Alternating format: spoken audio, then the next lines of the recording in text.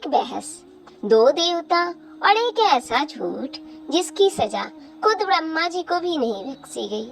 आज हम जानेंगे एक ऐसी कथा जो शायद सबसे कम सुनाई जाती है पर सबसे गहरी है। काल भैरव की उत्पत्ति की कथा, एक कथा जिसमें अहंकार भी है, झूठ भी है और अंततः एक ऐसा प्रायश्चित जो आज भी हर काशी यात्री के लिए जरूरी माना जाता है। हर हर महादेव। सोल वेद के 30 डेज ऑफ सावन स्टोरीज के डे 24 में आपका स्वागत है। काल भैरव की उत्पत्ति की कथा शिव पुराण की विदेश्वर संहिता में मिलती है।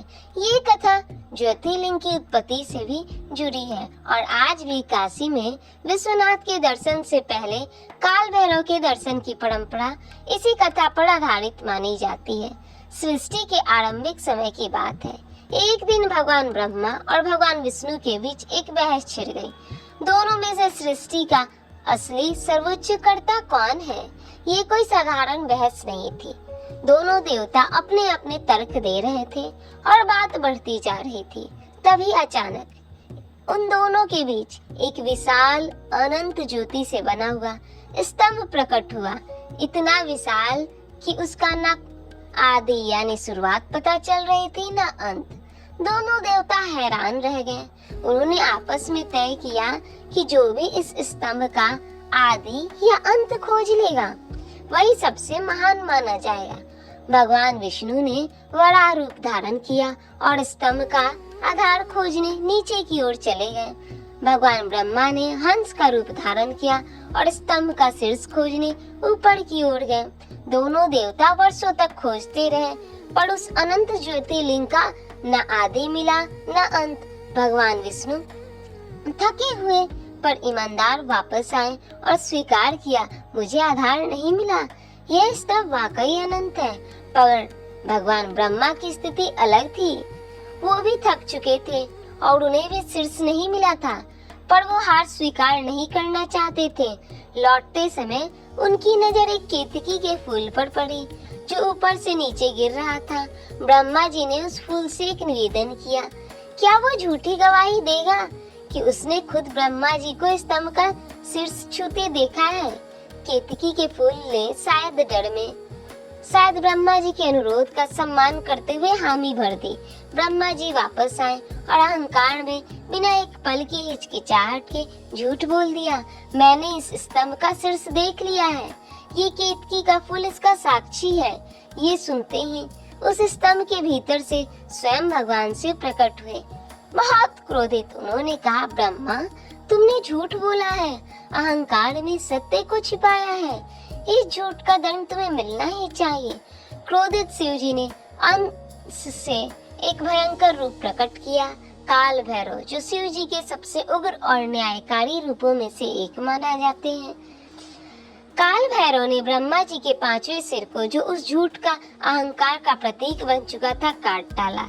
साथ ही शिव जी ने ये भी घोषणा की कि केतकी के फूल का उपयोग अब कभी उनकी पूजा में नहीं किया जाएगा, क्योंकि उसने झूठी गवाही दी थी। पर यही कथा खत्म नहीं होती। इस कृत्य के बाद काल भैरव पर स्वयं ब्रह्म हत्या का पाप लग गया। भले ही उन्होंने न्याय के लिए ऐसा किया हो, पर एक ब्राह्मण का, वो भी स्वयं ब्रह्मा जी का सर काटना एक बहुत बड़ा पाप माना गया। वो सिर काल भैरव के हाथ से चिपक गया और वो उसे लेकर तीनों लोकों में भटकने लगे। कहीं भी उन्हें शांति न मिली, ना स्वर्ग, ना पाताल, ना किसी तीर्थ में। वर्षों की भटकन के बाद काल भैरव काशी पहुँचे, वो पवित्र नगरी जिसे स्वयं भगवान शिव की सबसे प्रिय नगरी माना जाता है। जैसे ही काल भैरव ने काशी की पवित्र भूमि में प्रवेश किया, वो सर उनके हाथ से अपने आप गिर गया और उनका ब्रह्म हत्या का पाप धुल गया। तभी से काल भैरव को काशी का कोतवाल यानी रक्षक माना जाता है और आज भी कहा जाता है काशी विश्वनाथ के दर्शन से पहले काल भैरव के दर्शन जरूरी हैं। देवराज सेवया मान पावनाम घ्रि पंकजम वयालय यज्ञसूत्र मंदी शेखरम कृपाकरम नारादि योगड़े द्रिवंतीम दिगंबरम काशिका पुराधिनाथ काल भैरवं भजे। देवराज इंद्र द्वारा सेवित, पवित्र चरण कमलों वाले, सर्प का यज्ञ पवित्र करने वाले, चंद्रमा को शीश पर धारण करने वाले, कृपा के खान, नारद आदि योगियों द्वारा वंदित, दिगंबर, काशी नगरी के अधिनाथ उन काल भैरव को मैं भजता हूँ। इस कथा से हमें एक गहरी सीख मिलती है। अहंकार और झूठ का दंड मिलता जरूर है, चाहे वो कितने ही बड़े व्यक्ति ने क्यों ना किया हो। यहाँ तक कि स्वयं सृष्टि के रचयिता ब्रह्मा जी को भी इसका परिणाम भुगतना पड़ा। पर साथ ही ये कथा हमें ये भी सिखाती है कि चाहे पाप कितना भी बड़ा क्यों ना हो, यहाँ तक कि खुद न्याय करने वाले काल भैरव पर भी अनजाने में एक पाप चढ़ गया। सच्चे मन से प्रायश्चित करने पर और सही यानी भगवान शिव की शरण में जाने पर हर पाप धुल जाता है।